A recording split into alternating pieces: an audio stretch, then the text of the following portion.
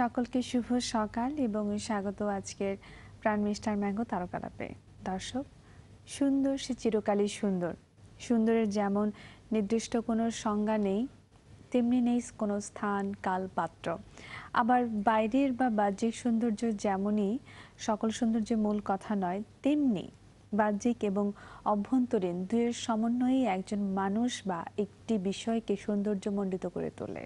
দর্শক, সৌন্দর্য নিয়ে এত কথা বলার কারণ আজ যিনি আমাদের অনুষ্ঠানে রয়েছেন তিনি সৌন্দর্যের মূর্তিমান প্রতীক, অপরূপ রূপের এক কন্যা।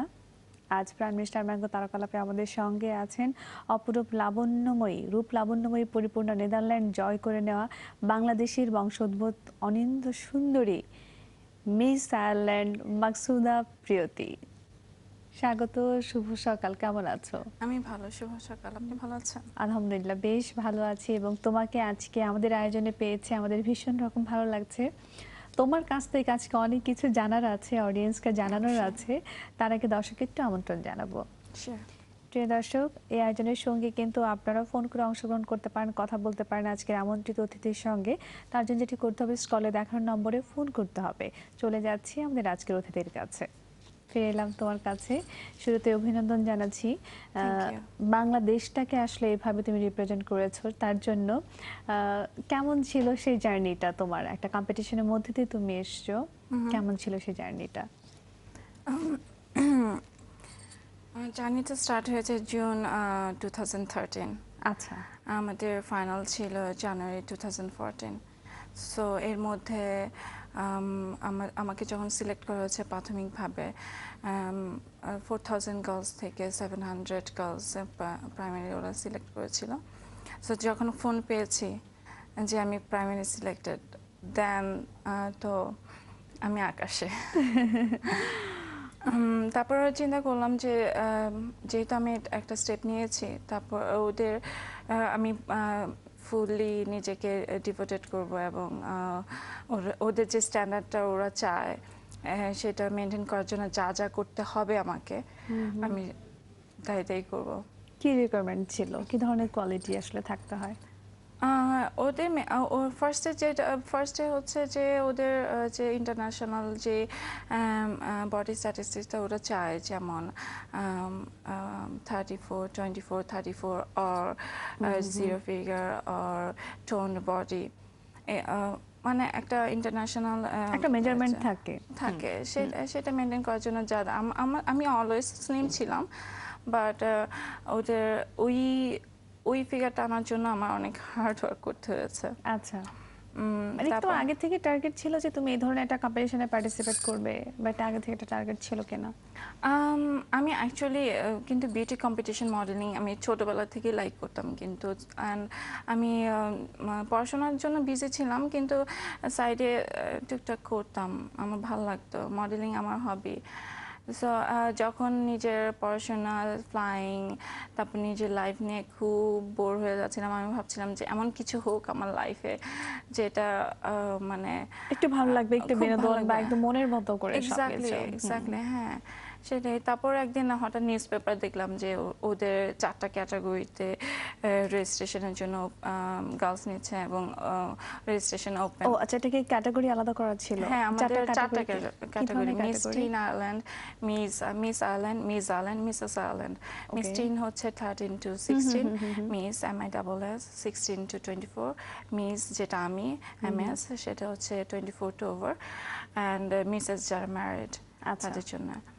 সো তারপর আমি ভাবছিলাম যে হ্যাঁ আমি আইরিশ সিটিজেন, বাট আমার লুকসটা তো অ্যাকচুয়ালি বাংলাদেশি, তাই না? সো এশিয়ান একটা লুক। সো আমি ভাবছিলাম যে আমাকে কি ওরা সিলেক্ট করবে, আচ্ছা ঠিক আছে আমি পাঠিয়ে দেই ছবি। তারপর যখন আমি পাঠিয়ে দিয়েছি, ওরা যখন কল করেছে, ইমেল করেছে যে ওকে তুমি ডাবলিন থেকে সিলেক্ট হয়েছো, তারপরে যখন ওরা কল করলো, দেন এখানে রেজিস্ট্রেশনটা কিভাবে ছিল? রেজিস্ট্রেশনটা কিভাবে করতে হবে, বা শুট করে কোনো ছবি জমা দেওয়ার বিষয় ছিল কিনা, বা সরাসরি ফেস করার কোনো আমাদের ছবি পাঠাতে হয়েছে একদম মেকআপ ছাড়া। ও আচ্ছা, একদম ন্যাচারাল লুক যেটা সেটা হ্যাঁ, মেকআপ ছাড়া ছবি পাঠাতে হয়েছে, সাথে আবার বলেছে একটা মেকআপ সহ দিতে, বাট এটা হচ্ছে মেইন। তারপর ছবি সহ, আর ওদের রেজিস্ট্রেশন ফিজ আছে, আমাদের সবকিছু পে করে করতে হয়, কোনো কিছু ফ্রি নাই। সো হ্যাঁ, সো আমাদের রেজিস্ট্রেশন ফি দিয়ে তারপর পাঠিয়ে দিয়েছি, তারপরে ওরা 1 মাস পরে কল করেছে যখন ওদের সবকিছু সিলেক্টেড হয়েছে। বাহ! এবং now share with us what was your feelings after announcement that you were Miss Ireland 2014? আমি তো অ্যাকচুয়ালি যখন টপ 10-এ এসেছি তারপর থেকে আমার ভিতরে কনফিডেন্স ছিল যে আমি সেকেন্ড মানে ফার্স্ট রানার আপ আর সেকেন্ড রানার আপ হব। আমি কিন্তু তুমি চ্যাম্পিয়ন হচ্ছ সেটা তুমি ভাবতেও পারো। আমি ভাবতে পারিনি, বিকজ ওই যে এটা একটা 1 ইয়ারের জন্য ন্যাশনাল টাইটেল, রাইট? সো আমি আমার ফেস, আমার স্কিন কখনোই আইরিশকে মানে আইরিশ কেউ বলবেন আমি আইরিশ, রাইট? সো আমি চিন্তাও করি নাই যে আচ্ছা আয়ারল্যান্ডকে রিপ্রেজেন্ট করার জন্য আমাকে কখনো ওরা সিলেক্ট করবে। আমি আমার সেই কোয়ালিটি থাকলেও আমি ভাবতাম যে ওকে এইটু কারণে হয়তো আমি পিছিয়ে যাব বা আমার পজিশনটা থাকবে না। হ্যাঁ, আমি জানি যে আমি যেহেতু টপ 10 পর্যন্ত যখন এসেছি, প্রত্যেকটা স্টেপে যখন এসেছি, আমি খুব কষ্ট করেছি, অনেক হার্ডও করেছি, সবাই জানে। সেই জার্নিটার কথা কিন্তু আরেকটু আমরা শুনতে চাই যে একটা 6 মাসের একটা গ্রুমিং টাইম ছিল তোমাদের। তো অল্প কথা না একটু গল্প করবো, বাট এই মুহূর্তে একটা ব্রেকের সময় হয়ে গিয়েছে আমাদের। ব্রেকের পরে প্রিয় দর্শক, কথা হচ্ছিল আয়ারল্যান্ডের সেরা সুন্দরী খেতাব জয় করে নিয়েছেন বাংলাদেশের মেধাবী কন্যা মাকসুদা প্রিয়তির সঙ্গে। ছোট্ট একটা বিরতির পর ফিরে আসবো, সাথেই থাকুন।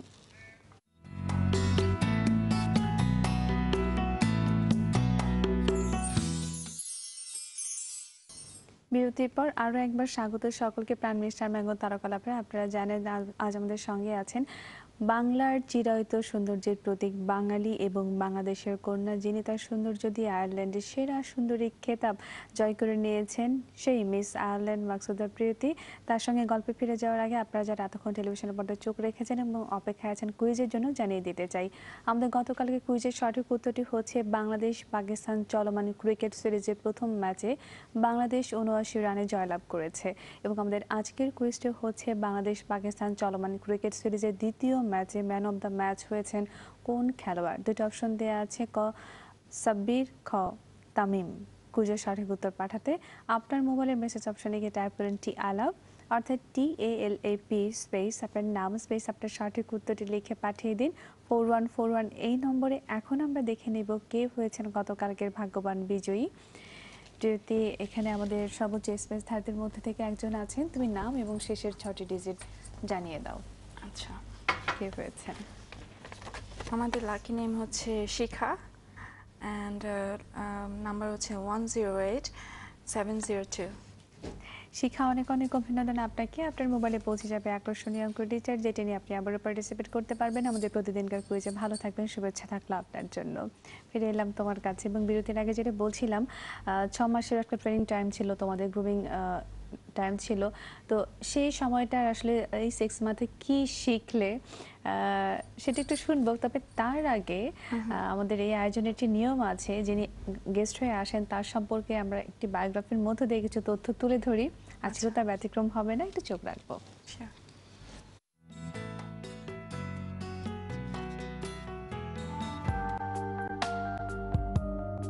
সুপার মডেল ও মিস ফটোজেনিক খ্যাত আন্তর্জাতিক মডেল মাকসুদা আক্তার প্রিয়তি বাংলাদেশে জন্মগ্রহণ করা এ মডেল 14 বছর ধরে বসবাস করছেন আয়ারল্যান্ডে।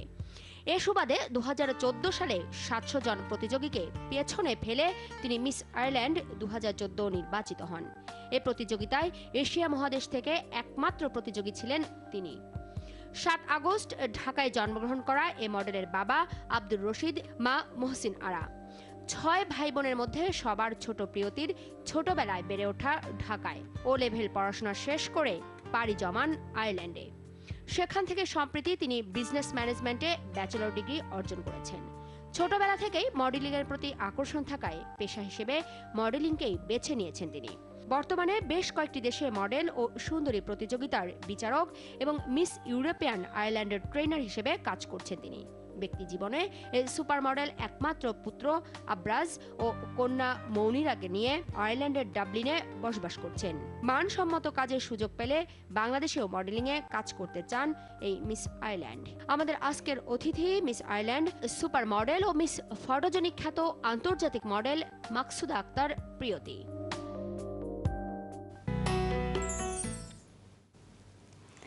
এবং ছোট একটি বায়োগ্রাফির মধ্য দিয়ে যেটা দেখলাম সেটি হচ্ছে যে খুব চমৎকার কিছু শ্যুট দেখছিলাম, তোমার ফটোশ্যুট দেখছিলাম, এক একটা লুক ছিল এক এক রকম।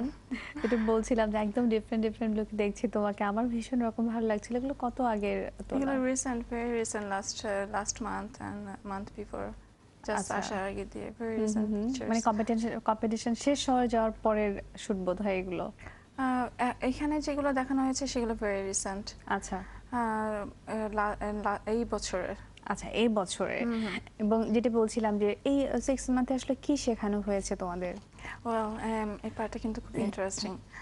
আমাদের গ্রুমিং সেশনের সাথে আমাদের কাজগুলোর সাথে কোনো কানেক্ট নাই। মানে আমাদের পয়েন্ট সিস্টেমগুলো বা আমাদের সিলেকশন রানগুলো হচ্ছে যে ফ্যাশন শোজ, তারপরে ফটোশ্যুটস, তারপরে আমাদের অনেক চ্যারিটি ওয়ার্কস করতে হয়েছে। চ্যারিটি ওয়ার্কসে সবচেয়ে বেশি মার্কস ছিল আমাদের। বিভিন্ন অর্গানাইজেশনের জন্য ফান্ড রেজ করতে হয়েছে, নিজেরা ফিল্ডে গিয়েছি, তারপর রাস্তায়, তারপরে শপিং সেন্টারে, তারপরে বিভিন্ন অর্গানাইজেশনে ওদের চ্যারিটির জন্য ফান্ড রেজ করেছে। এগুলোতে সবচেয়ে বেশি মার্কস ছিল। আর ফটোশ্যুট আর ফ্যাশন শোজ এগুলো যেগুলোতে এলিমিনেশন রানগুলোতে যা করতে হয় সেটার জন্য আমাদের গ্রুমিং করতে হয়, রাইট? বাট ওই গ্রুমিং সেশনটার জন্য আমাদের পে করে করতে হয়। আচ্ছা, হ্যাঁ, তুমি যেটা স্টার্টিং এ বলছিলে যে এখানে কোনো কিছু ফ্রি কোনো নেই। কিছু না, আমাদের যে ফটোশ্যুটটা করতে হবে আমাদের সিলেকশন রাউন্ডে, সেটার জন্য পে করতে হবে আমাকে। ঠিক আছে, তো পে করব, তারপর আমি এখানে এন্টার করতে পারবো বা আমি এন্টার করবো। যদি না হয় তাহলে পয়েন্ট অটোমেটিকই কমে যাবে, তো আমি পয়েন্ট কম নিয়ে আমি সামনে আগাতে থাকবো, এরকম একটা ব্যাপার। আচ্ছা, সো অনেকেই আছে যে খুব কম, যে হয়তোবা আমি বলবো যে 20% গার্লস হয়তো বা পে করে নাই, হয়তো বা গ্রুমিং সেশনে পে করে নাই, ওরা হয়তো ওই পর্যন্ত যায়ও নাই।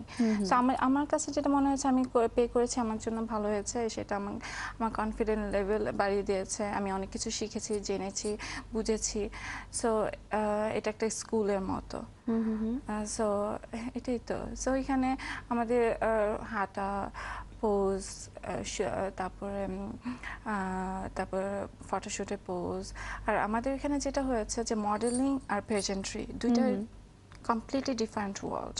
আচ্ছা, সো ওদের হাঁটা, ওদের পোজ, মানে মডেলিংয়ে একরকম, পেজেন্টে একরকম। যেমন মডেলিংয়ে আমরা হাসতে পারবো না, জাস্ট একজন ক্যাটালগের মতো চলে আসবে। আর পেজেন্ট্রিতে তো আমাদের হাসি ছাড়া কোনো কথা নেই, সবসময় হাসতে হবে। আর পোজগুলো একটু ডিফারেন্ট। আর এই জার্নির মধ্যে খুব মেমোরেবল ইনসিডেন্টের কথা যদি বলি, কোনটা? Memorable incident, every moment. আমাকে এইভাবে আমি সত্যি আমার এভরি ডে ডিফারেন্ট ছিল। আর আমার যেটা হয়েছে যে যেহেতু আমি একমাত্র এশিয়ান পার্টিসিপেন্ট ছিলাম আর এই প্রথম, সো আমি প্রত্যেকটা সময় এনজয় করেছি। ঠিক আছে, আমি ভাবছি যে আমি শিখছি, আমি যাইনি যে আমার উইন করতেই হবে, বাট হ্যাঁ আমি সেই লেভেল মেনটেন করেছি, আমার উইন করতে হবে। আমি চাচ্ছি যে আমি শিখছি, আমি জানছি ওরা কি করছে, ওদের মানে ওরা কিভাবে কাজ করছে, ওরা কিভাবে ম্যানেজ করছে সবকিছু। ঠিক আছে, এগুলো দেখাটাও, এটাগুলো বোঝাটাও কিন্তু এটা শেখাটাও অনেক বড় ব্যাপার আমার কাছে মনে হচ্ছে। আর সবচেয়ে বড় কথা হচ্ছে যে আইরিশরা অনেক ভালো, ওরা এত ফ্রেন্ডলি, আর ওরা এত হেল্পফুল। মানে ওরা বুঝতে দিবে না যে আমি ওদের দেশে কেউ না, অথবা ওদের আমি আইরিশ না, আই মিন ওদের স্কিনের না। ঠিক আছে, সো আমার এরকম কখনো ফিল হয় নাই যে আমি বাইরে কেউ। একজন দর্শক আছেন, ফোনটা নিয়ে আসি আমরা। হ্যাঁ, শিওর। হ্যালো, শুভ সকাল। হ্যালো, আসসালামু আলাইকুম। ওয়ালাইকুম আসসালাম। কে আছেন আমাদের সঙ্গে? নাম বলে কথা বলুন আপনার আজকের অতিথির সঙ্গে। জি, আমি ঢাকা থেকে বুসরা বলছি। বলুন। ফারিহ আপু তোমাকে অনেক সুইট লাগতেছে। Thank you so much. আমাদের সঙ্গে প্রিয়তি আছে, কথা বলো। হ্যাঁ হ্যাঁ, আমাদের মিস আইল্যান্ডকে অনেক শুভেচ্ছা। আপু তোমাকে অনেক সুইট লাগতেছে। Thank you so much. হ্যাঁ আপু, বাংলাদেশ তো জিতলো। ভালো লাগছে শুনে। অনেক ধন্যবাদ ফোন করার জন্য। ভালো থাকবেন, সবসময় শুভকামনা থাকলো। এবং আমরা কিন্তু সবাই আসলে বাংলাদেশের জয়ে আনন্দিত। এবং 16 বছর পরে পাকিস্তানের বিপক্ষে আসলে বাংলাদেশের জয়, বেশ ভালো লাগছে। এটা এই জয় অন্যরকম আসলে। তুমি যেমন বাঙালি হিসেবে ফিল করো, আমরা যেমন প্রাউড ফিল করি যে তুমি বাঙালি হিসেবে বাংলাদেশটাকে এত দূর নিয়ে গেছো, তুলে ধরেছো একভাবে সেই। এবং আমার মনে হয় যে তোমার আনন্দটাও একেবারেই অন্যরকম, যে তুমি দেশে এসছো এই সময়টা এরকম একটা জয়ের খবর নিয়ে তুমি আবার ফিরে যাচ্ছো, সেই আনন্দ কিন্তু একেবারেই অন্যরকম। এবং যেটি বলছিলে যে ফিটনেসের কথা শুরুতে বলছিলে যে কম্পিটিশনের জন্য হাইট বা একটা ফিটনেস দরকার, কিন্তু এছাড়া বাংলাদেশে রিয়েলিটি শোগুলোতে যেটা হয় বা কম্পিটিশনে যেটা হয় যে গান জানতে হবে, অ্যাক্টিং জানতে হচ্ছে বা ডান্স জানতে হচ্ছে, বা এই ধরনের কোনো কিছু জানাটা এটা জানলে হচ্ছে প্লাস পয়েন্ট ছিল। বাট না জানলেও এটাতে খুব বেশি একটা এফেক্ট করে, ওরা এতটা ফোর্স দেয় না, জানলে ভালো। আচ্ছা, জানলে আর তার জন্য এটা টুকটাক সবাই জানে। আর আইরিশরা দেখা যায় যে ওরা মাল্টিটাস্ক, মানে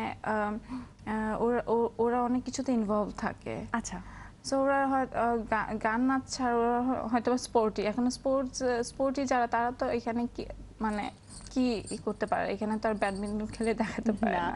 এবং প্রফেশনাল দিক থেকেও তো তুমি একজন পাইলট, প্রাইভেট পাইলট, এবং এই প্রফেশনটা নিয়ে একটু জানতে চাই তোমার কাছ থেকে যে কিভাবে মেনটেন করে যাচ্ছ। সবকিছু শুনবো, কিন্তু এই মুহূর্তে একটা বিরতির সময় হয়ে গিয়েছে, বিরতির পর ফিরে এসে প্রিয় দর্শক, অনুষ্ঠানের পর্যায়ে নিতে হচ্ছে আরো একটি বিরতি। কথা দিচ্ছি ছোট্ট একটা বিরতির পর বাংলাদেশের মেয়ে যিনি আয়ারল্যান্ডের মিস আয়ারল্যান্ড 2014 খেতাব জয় করে নিয়েছেন, সেই মাকসুদা প্রিয়তির সঙ্গে ফিরে আসবো, আড্ডা দিব, আরো কিছু জানবো, তবে ছোট্ট একটা বিরতির পর সাথেই থাকুন।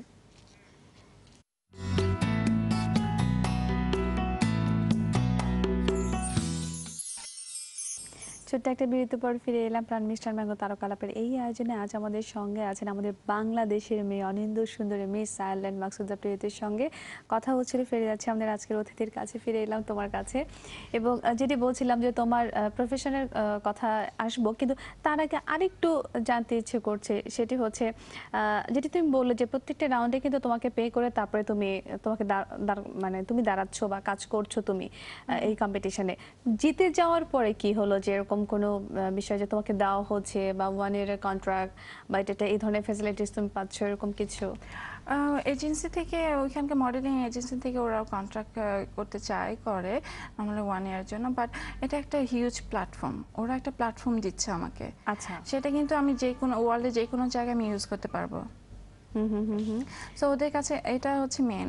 আসলে প্রাইজ মানি বা আমাদের দেশে বাংলাদেশে যেমন বাংলাদেশে যেটা দেখে থাকি যে তুমি পার্টিসিপেট করছো, রেজিস্ট্রেশনও কোনো খরচ নেই, কিন্তু তোমার কোনো কিছুই নাই, সবকিছু আপনাকে ড্রেস আপনাকে দিয়ে দিচ্ছে, আপনাকে সবকিছু দিয়ে দিচ্ছে। এবং হওয়ার পরে হয়তো বা একটা মানে স্পন্সর যারা আছে তারা ক্যারি করছে, এবং হয়ে যাওয়ার পরে হয়তো ফিল্ম, নাটক বা ওয়ানের কন্ট্রাক্ট থাকছে বা পড়াশোনা পারপাসে স্টাফ মানে বাইরে পাঠাচ্ছে, বা তোমাকে একটা অ্যামাউন্ট কিন্তু দিয়ে দেওয়া হচ্ছে, গাড়ি দেওয়া হচ্ছে, এরকম দেখে থাকি। মানি প্রাইস থাকে না এরকম বিগ কোনো গাড়ি, এরকম বাড়ি অথবা খুব বিগ অ্যামাউন্ট মানি প্রাইস থাকে না। বাট আমাদের যেটা হয় যে প্ল্যাটফর্মটা দেওয়া হয় মিস আয়ারল্যান্ড, অনেক বড় কিছু তোমাদের কাছে, সেটা ওয়ার্ল্ড ওয়াইড, তাই না? আমি যে কোনো জায়গায় এটা মানুষ জানছে, মানুষ কাজ করতে যাচ্ছে। যেমন আমি কাজ করেছি, যেমন লাস্ট ইয়ার আমি কাজ করেছি আইরিশ একটা মুভিতে, জেনেছি আমি মিস আয়ারল্যান্ড, ওরা আমার সাথে কাজ করতে চেয়েছে, আমি করেছি। সো আর ওইখানকার এজেন্সিগুলোও আমার সাথে কন্ট্যাক্ট করতে চেয়েছে, বাট আমি না এতটা সময় দিতে পারবো না, তুমি তোমার প্রফেশনের জন্য। হ্যাঁ, এই জন্য আমি ওদের সাথে কন্ট্রাক্ট সাইন করি নাই। আমি ফ্রিল্যান্সারে থাকতে চেয়েছি, যখন সময় পাবো তখন করব, তখন তুমি কাজ করবে, তোমার সুযোগ বুঝে তুমি কাজ করবে। এই প্রিয়তাকে নিয়ে দেখি কাছের কিছু মানুষ কি বলেছে, একটু দেখাতে চাই আমরা, চোখ রাখবো।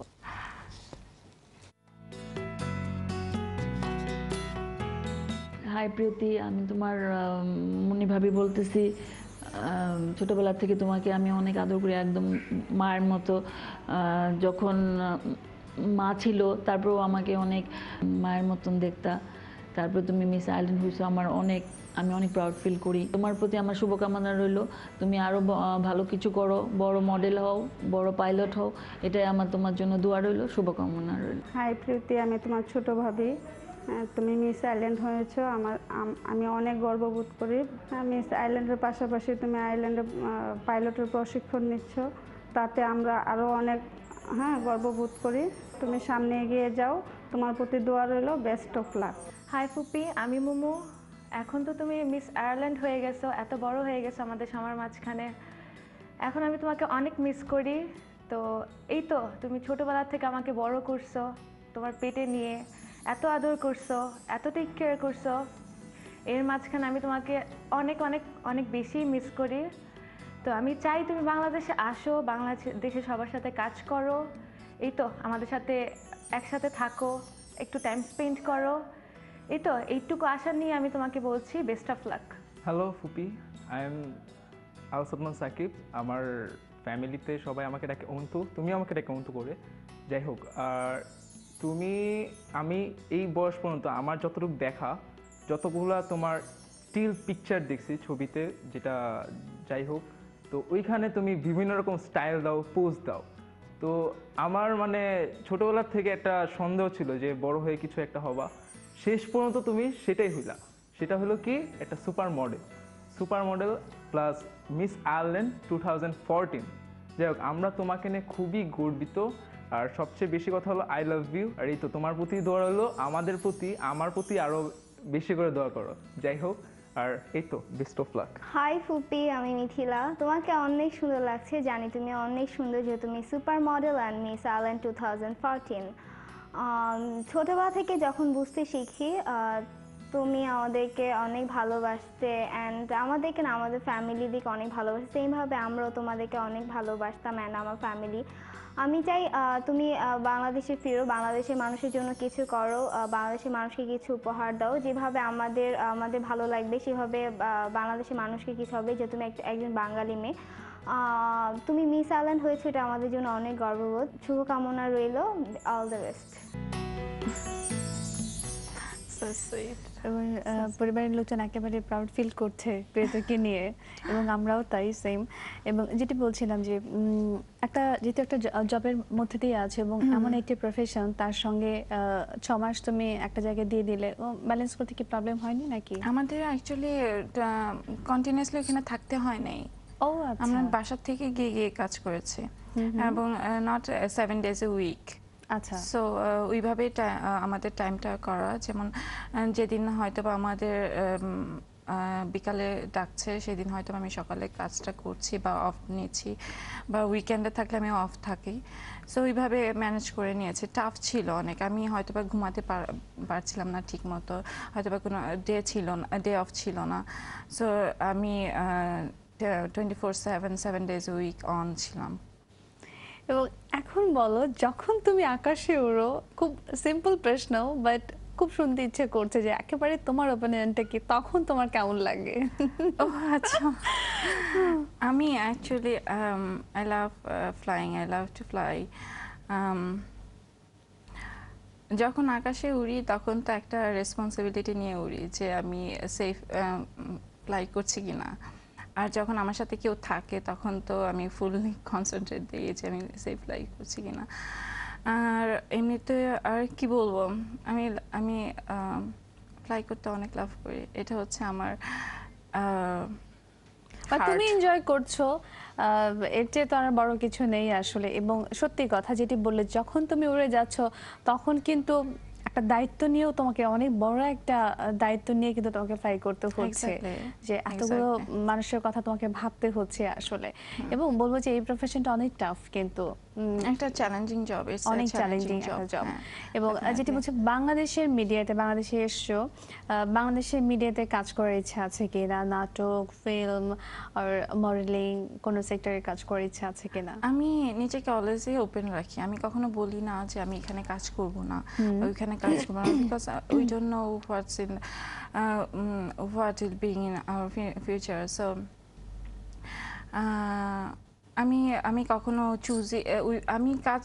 আমি কাজ করতে চাই কোয়ালিটি কাজ, যেমন কোনো ভালো কাজ আসলে আমি অবশ্যই করব। সো এটা হতে পারে যে কোনো জায়গা থেকে। সেটা বাংলাদেশ থেকে হতে পারে, হ্যাঁ, আবার যে কোনো আয়ারল্যান্ড জায়গা থেকে থেকে। হতে পারে, বা হ্যাঁ, যে কোনো জায়গা যে থেকে কোনো হতে জায়গা পারে। থেকে হতে পারে। বাট তুমি তোমার প্রফেশনের পাশাপাশি ঠিক এই ধরনের কাজগুলো করে যেতে হ্যাঁ, চাও। exactly. কারণ যেটা বুঝলাম আসলে এতক্ষণের কথা বলে, সেটা হচ্ছে যে তোমার একটা অন্যরকম একটা ভালোবাসা কাজ করে, হ্যাঁ। ভালো লাগা কাজ করে Exactly. এই কাজগুলোর সাথে। একজন দর্শক আছেন, ফোনটি নিয়ে আসি হ্যাঁ, আমরা। sure. শুভ সকাল। হ্যালো, জি, কে আছেন আমাদের সঙ্গে? নাম বলে কথা বলুন আমাদের আজকের অতিথির সঙ্গে। আমি দ্বিধা। আমি মিস প্রিয়তির সাথে কথা বলতে চাচ্ছি। হ্যাঁ হ্যাঁ, বলুন। হ্যালো প্রিয়তি আপু, কেমন আছো? হ্যাঁ, আমি ভালো। তুমি কেমন আছো? ভালো। আপু তোমাকে অনেক সুন্দর লাগছে। আচ্ছা, থ্যাংক ইউ। আর আপু, বাংলাদেশে কি তোমার কাজ আমরা এখনো সেভাবে দেখতে পাচ্ছি না। বাংলাদেশে কাজ করার প্রসঙ্গে একটু কিছু বলো। অনেক আচ্ছা, ধন্যবাদ ফোন ঠিক আছে। করবার জন্য, সাথেই থাকুন।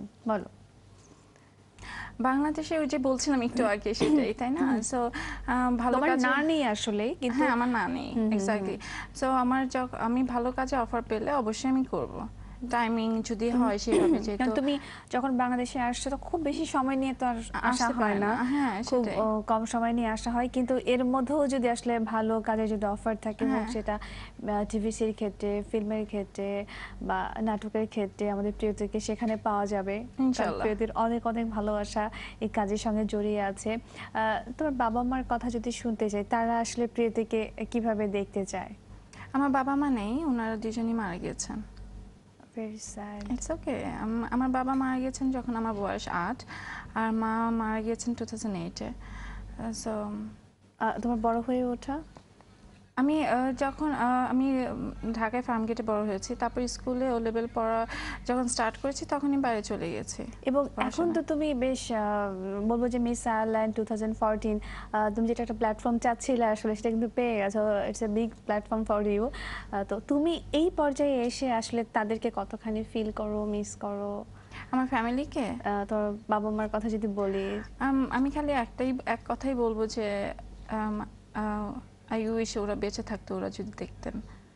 That's it. বিকজ ওরা কেউ কোনো কিছুই দেখে যেতে পারেনি। যখন মা মারা যান তখন আমি পড়াশোনা করছি। এবং তুমি যেটা ভাবছো যে তারা যদি দেখে যেতে পারতো, নিশ্চয়ই তারা যেখানে আছে তারা প্রিয়তির এই course. অবস্থাটা দেখছে। Of প্রিয়তি এখন কত বড় হয়েছে, হ্যাঁ, কত সেটাই। তার আসলে পরিচিতি। অসংখ্য ধন্যবাদ প্রিয়তি সময় দেওয়ার জন্য, খুব ভালো লাগলো কথা বলে। thank ভালো you. থেকো সবসময়। আপনিও ভালো থাকবেন, দর্শকরা আপনারা সবাই ভালো থাকবেন। প্রিয় দর্শক, শেষ করতে হচ্ছে আমাদের আজকের আয়োজন, বিদায় দিতে হচ্ছে প্রিয়তিকে। এবং একটা টার্গেট থাকলে সত্যি কিন্তু সেই জায়গাটা পৌঁছে যাওয়া যায়, যদি নিজের ইচ্ছা শক্তিটা অনেক বেশি কাজ করে, চেষ্টাটা থাকে। নিশ্চয়ই সবার ভিতরে তাই থাকবে, সবাই সবার লক্ষ্যে পৌঁছে যান সেই প্রত্যাশা থাকলো। কাল আবারও দেখা হবে। আল্লাহ হাফেজ।